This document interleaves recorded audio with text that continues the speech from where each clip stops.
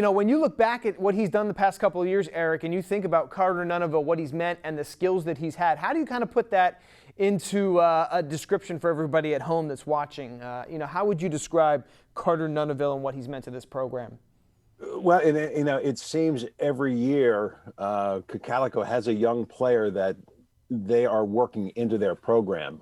We've seen it through the last couple of years, and you could see how Carter just has grown into just a well-rounded basketball player. Obviously can score points. He's a good rebounder. He's a good defender.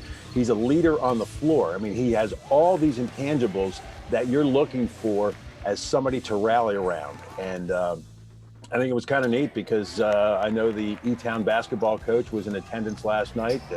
I know he's getting looks from Lebanon Valley, and I think Coach Sigmund said Wilkes.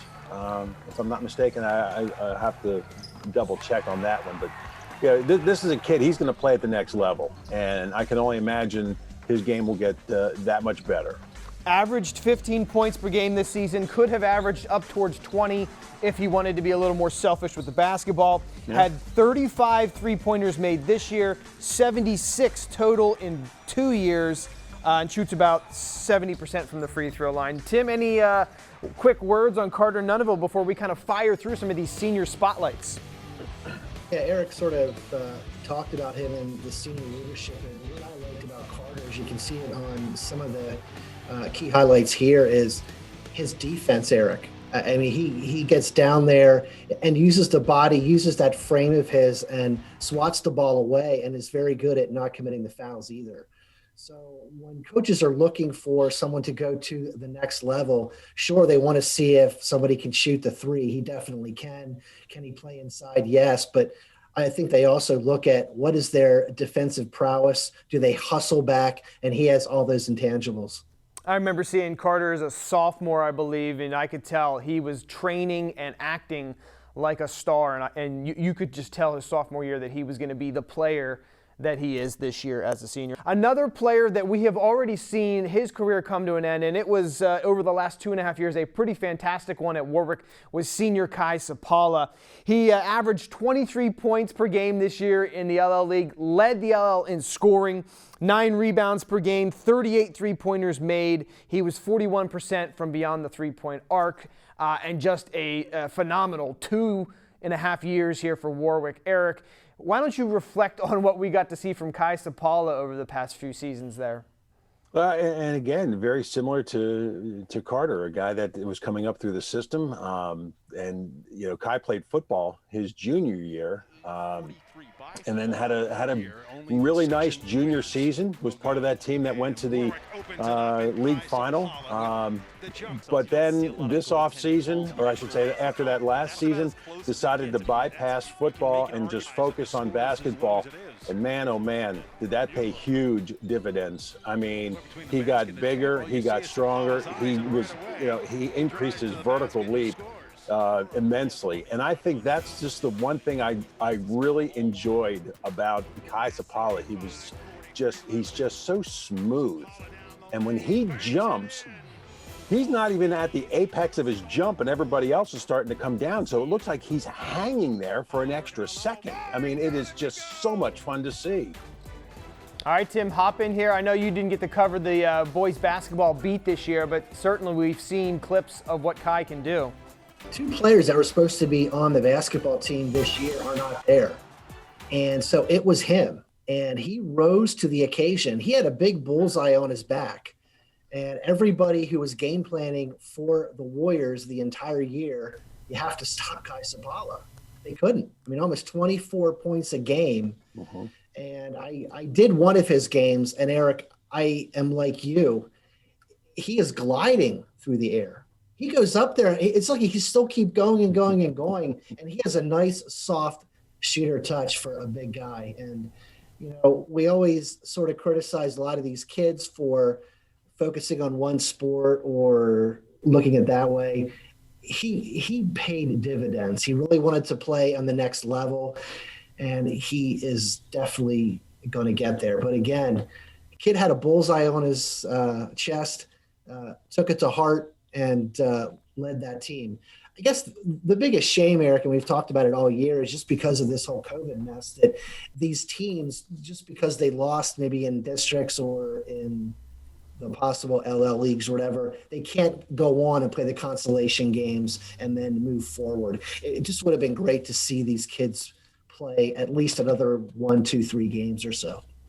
When you think of boys basketball and league MVP, Kai Cipalla's name comes to mind. Is there anybody else that could challenge Kai Cipalla for the league MVP, Eric, in your mind, covering them this year? The only one I could really think of probably would be Camden Hurst of Lancaster Mennonite, who ended up actually second in the league behind Kai in scoring. You know, the fact that he was part of what is now a district title team at Lancaster Mennonite. This kid's a player. But unfortunately didn't have an opportunity to see him play. Obviously saw Cipalla on numerous occasions, and based on what I saw, I'd have to put Cipalla at number 1. All right, well, I hope they can come up with some of that. We'll throw his name out there as a nominee. And Cocalico's Hannah Custer, a 4-year starter for the Cocalico Lady Eagles. Here are her all-time stats as provided by the team. Finishes with 955 points. I contend that had we had a 22-game season, a regular LL League playoff, and a regular District 3 playoffs where you're guaranteed 3 or 4 games, plus potentially states, she easily would have gone over the 1,000-point mark. Nonetheless, stands at 11th place. And then the assists, the steals, the rebounds, all inside the top 10 for Cocalico. Just a fantastic player for this program for the last 4 years. And her season and her career comes to an end, but you know, when you think about Cocalico basketball for the last 4 years, you associate Hannah Custer and all the things that she could do. And Tim, you got to see a lot of her this year. Why don't you give us a little bit of your thoughts as we kind of say farewell to Hannah Custer on the basketball court? The biggest stats for her, and you saw it there, was the assist, 4th all time. She is just an unselfish player. But when she needs to carry the team and put everybody on her back, I just see that steal there. She puts it in another gear. And Chad, we've seen that in a couple games this year where the team just didn't have shooting style that night. They couldn't seem to get it in. But Hannah Custer just put the team on her back and just can elevate it and kick it into another gear. But she doesn't do it by scoring so much. Yeah, she can score, but she does it by the steals. She does it by the intangibles, by the rebounding, by the putback. But what I most like about her is she is such an unselfish player. She is all team, and even though there's an M-E in team, there is no I either. It's just all her. It was a joy to watch her the last 4 years. I wish her great success, although she's not going to be playing college basketball, but she is going to college to play, I think, lacrosse. Lacrosse, yeah. I easily contend that she could have picked any one of her 3 sports to go play in college.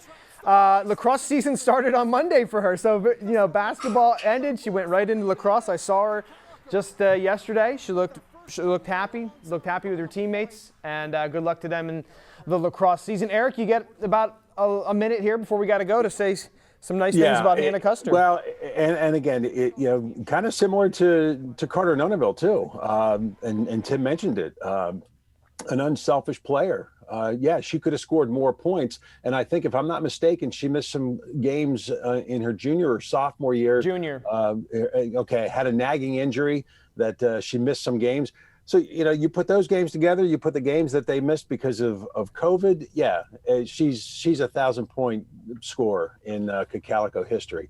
Yeah, it's a shame that she didn't get to that point. And but you mean, again, just a well-rounded basketball player. And you even said it too, the finality of it, knowing that that's it, it's done. And there was a shot of her, running off the court and the emotion just taking over.